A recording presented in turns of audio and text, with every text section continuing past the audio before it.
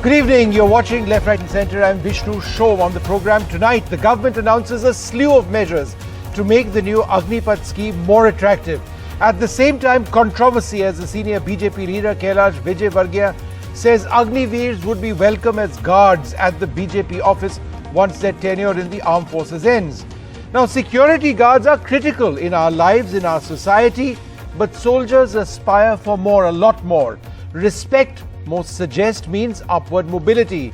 As an example, a Jawan manning the gun of a tank doesn't necessarily aspire to be a security guard. On the show tonight, has the government done enough to allay the fears of applicants to the Agnipath scheme? We asked this on a day where the government made it clear that there will be no rollback on the scheme. They've also said that it is a long pending reform. The concessions that have been announced, and I'll tell you what they are, aren't in fact concessions. These are measures which have been pre-planned. It is not a reaction to the protests taking clear. And there's also been a clear warning to protesters. There is no place for arsonists and vandals in our army, I would suggest, in our country. Now, today the Defence Minister met the three armed forces chiefs. It's the second high-level meeting on Agnipath, the new scheme, in the last few days. The protests do continue, fortunately not as widespread as yesterday, but the government has come out with several concessions. 10% of posts in the Coast Guard and Defence public sector units will be reserved for Agniveers once they finish their 4-year training in the Indian Armed Forces. That's where they can get a job. 10% quota and vacancies in the Central Armed Police Forces and the Assam Rifles for Agniveers. Again, that's an employment opportunity. State governments have announced preference in state police recruitment. That's also an option available. And the Education Ministry will recognize training as credits for graduation. So new courses will be introduced for Agniveers, and some of these will be deemed education credits, which can then be translated towards a Class 12 certificate. Why? Because a lot of those who are joining would be at the Class 10 level as well. But there's been controversy in all of this. Remember, when it comes to the psyche of the armed forces, and indeed for those joining the armed forces, a lot of this is being done not just for salaries and for pensions, but because of the sense of respect that the armed forces actually give you, which is why people are willing to give their lives to the armed forces and to the nation and serve for as long as possible. For 17 odd years, as is the present case, that will cut down to 4 years in the new scheme.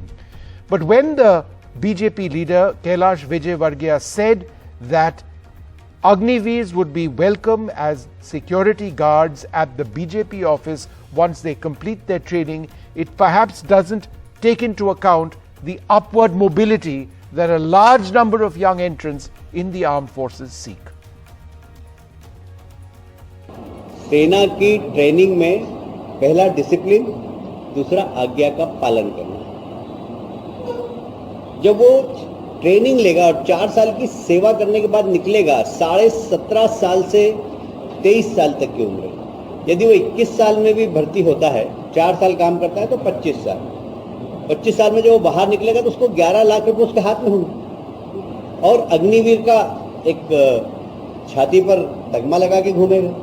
मुझे अगर इस office में, BJP के office में security रखना है तो मैं अग्निवीर को प्राथमिकता दूंगा। Well, joining us now, the senior Congress leader, Deepinder Hooda. Thank you very much, Mr. Hooda, for being with me. Now, you saw Agniveers and what he actually had to say there, that he welcomes these soldiers as security guards in the BJP office. Is that a perspective which is acceptable to you? Of course not. I think, my advice to the BJP leaders is they have done a lot of politics on armed forces, on patriotism. That's the kind of brand of politics unfortunately they've done over so many years, but they don't really understand what the passion for patriotism is amongst those youngsters who get up from their bed at 4 a.m. in the morning in the small villages and towns of this country. They go to their playgrounds, their fields in their villages, they run hard, they train hard with a passion to serve the nation through its army, to become a Fauji.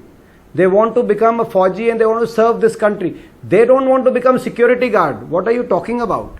from when the pride associated with being a Indian Fauji has been equal to the pride associated with being a security guard of a BJP office. I mean, that he should apologize to the nation.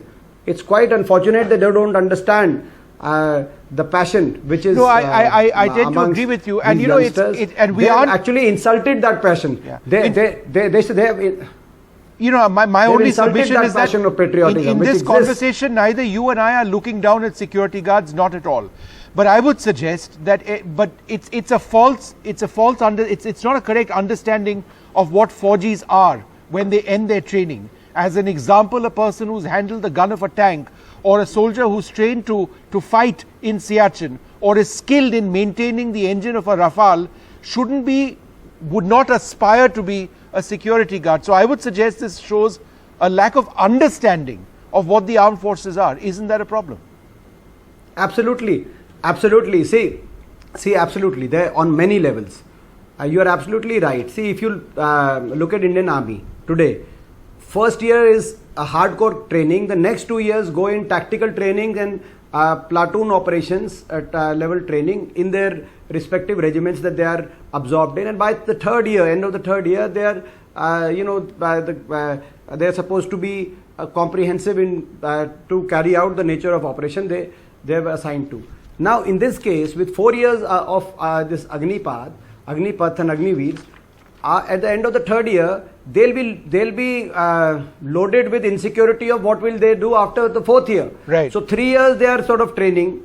Fourth year they are thinking what should be, because if you look at all the other youngsters who do engineering or graduation, in the last year they are interning, they are looking at the companies to go what they'll do, etc. So so now a nation which wants to leave its own forces insecure about their own future, what kind of manoval will they be providing security to our nation? And every country is different. Another point I want to make, Vishnu, because BJP has been their spin machinery has been talking about Israel. See, Israel is a completely different country. Many levels. Israel is an advanced economy. The 100% employment is there. Is no unemployment. Nobody wants to join army as a first preference. In India, situation is different. Crores of our youngsters, they dream of joining army as their first preference, the first dream that they have, and especially the youngsters who are coming from the villages, the small towns. It's completely opposed to what there in Israel. Israel has a very homogeneous kind of borders. India, sure. The kind of training which is required, like you said, to operate in Siachen, to operate in the Thar Desert, to operate. It takes time to become a comprehensive soldier, comprehensive Fauji. You cannot equate, this government has this, I would call a disease of being I don't want to use that word, but the word that comes to my mind in a colloquial Hindi is nakalchi bandar. I mean, farm laws, they imported from America. Then they realized India is a different country. 50% of the population is dependent on farming. You can't have the corporatization. Now, this kind of, 4-year stint in army, they're importing from Israel. India is a different country. India is a country which is surrounded by enemies on Mr. Hooda, there's a second statement as well. And our army is supposed to be... a statement from Kishan Reddy, the union minister, and this is what he's reported to have said. Those who will be recruited under the Agnipat scheme will be trained with different skills. There are skills in various profiles such as electricians, drivers, washermen, hairdressers, etc. Now, it is true that there are thousands of drivers in the army and electricians and those who wash clothes and those who may be hairdressers. But that's not the primary profession. The primary training is to pick up a gun and go fight and be deployed. And even that's not all, Vishnu. If you look at the various, armored corps, it's such a specialized, it takes 4 or 5 years to become a comprehensive armored corps soldier. If you look at artillery, specialized. If you look at paratroopers, specialized. I mean, this notion that this Mr. Reddy, I mean, he has to take his words back. I mean, that's not what our soldiers are trained to do. I mean, the pride associated, first, they are not understanding the pride associated with wearing the green. They are not understanding that. They are not understanding the ambition of our youth, not just to see. Vishnu, you are a journalist. If suppose you have been in journalism for so many years, if I were to tell you or tell a new journalist that you be in journalism 4 years, after end of 4 years I'll give you 11 lakhs. But you go home and you leave. That's not what it is. I mean, there is, it doesn't work that way. And you know, Indian Army is considered world's best, finest army. Yes. And yes. the traditions and principles and which form the foundations of army, the regimental system, the combination of the youth and experience, they have been perfected over a period of time, and which is suited to our terrain, which is suited to our neighborhood, and which is suited to our Indian society. Now you cannot just uproot all those founding principles based on which this India has the finest army in the world, and then hope to create something new. I mean, they have to justify first of all what they feel is lacking in Indian Army. First, they have to tell the nation. And I've been saying, I mean, this is one subject: national security and Indian Armed Forces. This is not a subject which should be subjected to politics. You can do politics or any other thing, but not this. On this, every policy should be above politics, and they should take the nation into confidence. Okay. Any reform in Indian defense forces, recruitment, they should have called a special parliament session and should have discussed in the parliament, or at least in a standing committee. Okay. And you know, somebody should have deliberated. All right. So the more transparency is what you feel. Is a great example. Dipinder Huda, more transparency is what you wanted. I'm just interrupting you because I need to move on to my debate. But thanks very much for sharing all of that with us. We're joined at this stage by Brigadier Sandeep Thapar, an infantryman to the core. I suspect if he wasn't retired now, he'd probably be somewhere in some part of Kashmir at a very high altitude, because he spent a great deal of his life doing that. We've also got Jamal Wajid Khan, an ex-DIG of the Border Security Force, with us. It's important to have his perspective as well, because a lot of these soldiers... Vishnu, I am from CISF. CISF. A lot of soldiers would actually move to the various police forces as well. Abhijit Jasrotia, a spokesperson of the BJP. General Sanjay Meston will be with us shortly. Jasmine Shah of the Aam Aadmi Party. Thank you all very much for being with us. And Maninder Mani, an army aspirant, hopefully will join us as well. Brigadier Thapar, do you feel insulted when you hear that, after 4 years, a Jawan will be, we'll make him a security guard, or he can help as a hairdresser somewhere? Is that language offensive? Vishnu, I don't, frankly, I don't take such politicians very seriously. Actually, if you think what he said is very uncanny, this is what the Jawans earlier used to be employed as when they came out. Security in the banks. In my younger days, Jawans who went would drive rickshaws because the pay packages were pretty poor. Right. The pension was pretty less. Now things are a little better. Maybe they don't have to do, but this is what the thought process of people is. I have a suggestion for the government and the opposition that they should give all their leaders some cue cards as they do abroad, that they can't speak beyond this or this way, so that they don't end up embarrassing the party. So I take it in the stride that these kind of statements will come from either side. Because they just don't know enough. Do you remember, Brigadier Thapar, when George Fernandez sent several Babus in the Defence Ministry to Siachen? Yes, I was immediately thereafter in Siachen, and it was a great, you know what the thing was, that the snow scooters, they wanted, they were not sanctioning snow scooters, and they wanted snow scooters with less mileage on Kumar to be replaced with more mileage Siala, little knowing that there was a crevasse in between the snow scooter could not cross. So it could only go to a particular point and return. So that's why the mileage at scooter station at Kumar was less. That's a story we'll talk to you in a while, maybe later on about that. Abhijit Jasrotia, why make statements like this, a couple of BJP leaders? Before I start about what you were asking me, I would first like to respond to that snollygoster who was there from Congress and who was trying to dictate us terms on Indian Army, and this is the same party who was basically trying to create confusion on those Balakot strikes also, and was asking for proofs from our Indian Army. So those people are not dictating us terms. So that is obnoxious and bizarre also. Okay. So when it comes to statement, with such sort of statement, if somebody has said, that is up to him only. But let me tell you one thing, this is the best thing which any government could have done by giving these Agniveers. These Agniveers are basically, if you will really go through the scheme of this Agniveers for 4 years, as a teenager, somebody is going to get recruited into the army. For those 4 years, they are going to get the discipline of the army. These teenagers, if even we have kids, when they are into their teens, we also see how to handle these kids. No, these teenagers... No, but I'm not asking you that. I'm asking you about the comments made by Kailash Vijayvargiya and another leader, a union minister. Is that acceptable to you? That is unfortunate. If somebody has made such sort of bizarre statement, I'm not at all going to support that statement. Okay. Let us be, if you will go by those statements, then you are going to lose that, what thing it was basically created by having these Agniveers for us. These Agniveers, after 4 years, let me tell everybody, when they will come out of the army after 4 years. Sure, which is why, I mean, the people would argue with you on that, but that's a valid point.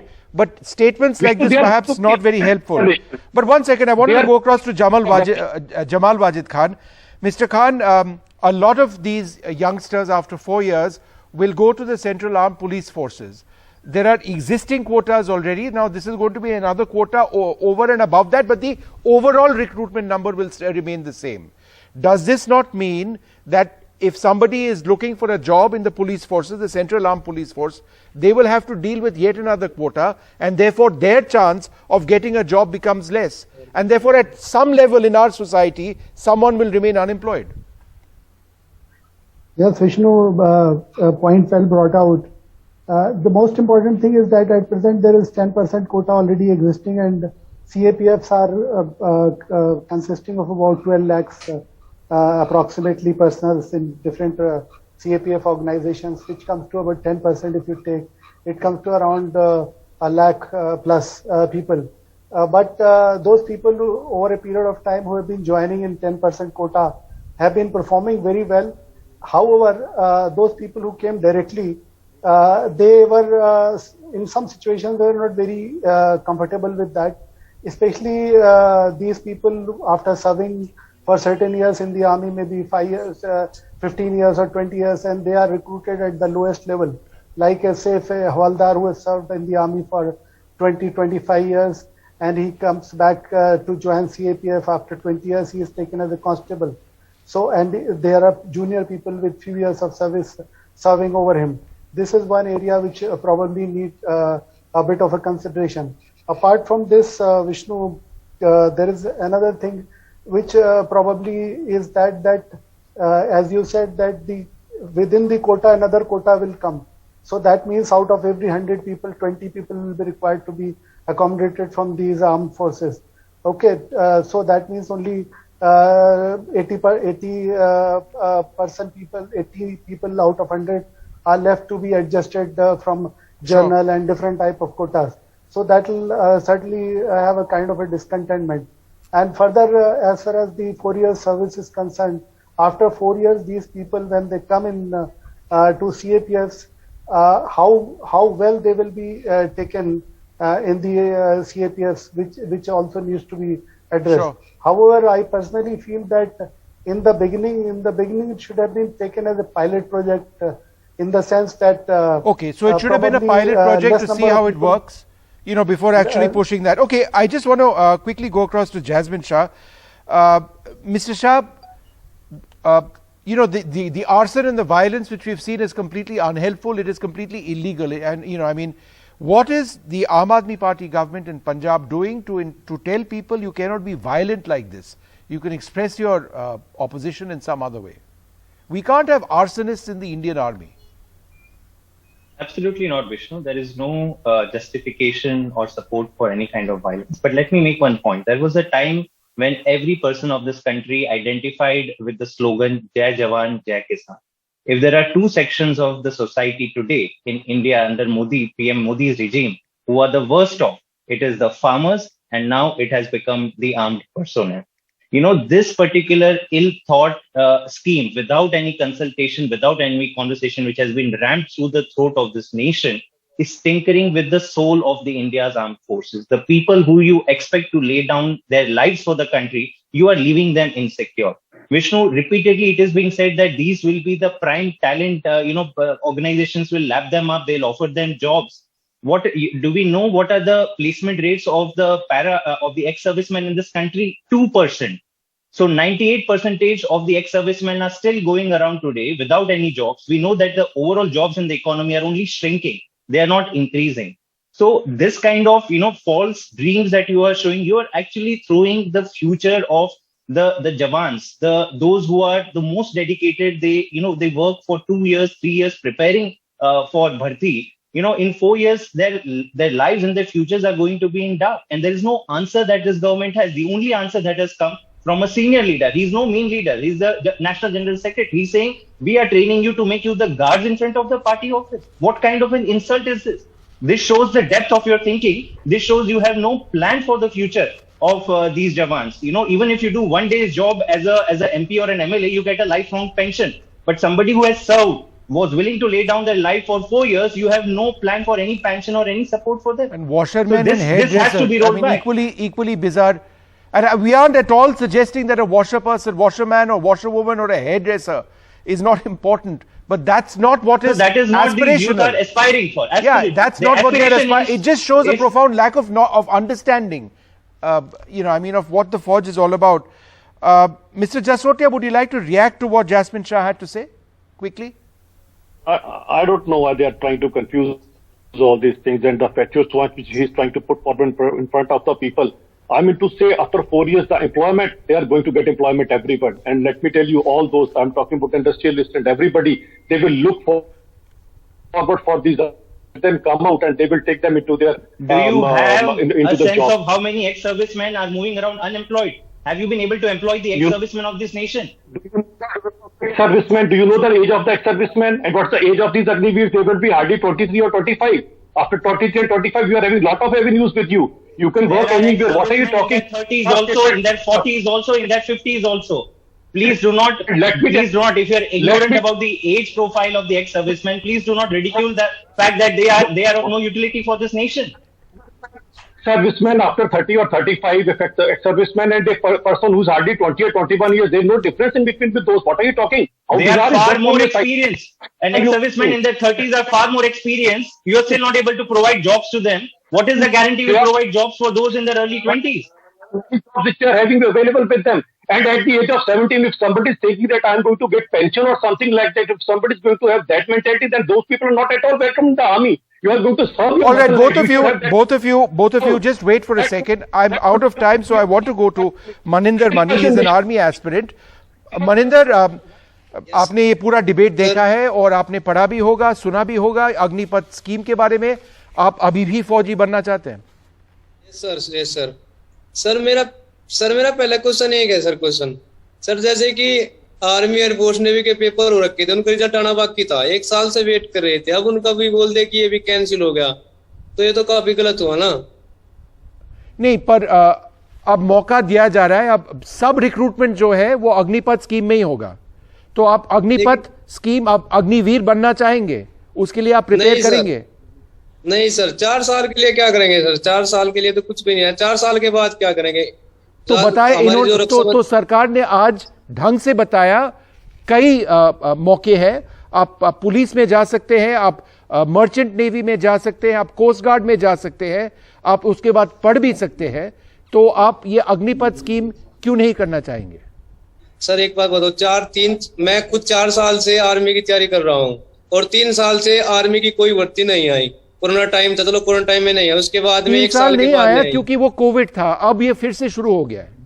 लेकिन sir 4 साल के बाद क्या करेंगे? 4 साल के बाद बोलते हैं कि 11 लाख देंगे और खुद का बिजनेस कर लेंगे. क्या 11 लाख में कोई बिजनेस स्टार्ट हो जाता है? नहीं होता सर. 11 लाख में कोई भी बिजनेस स्टार्ट नहीं होता.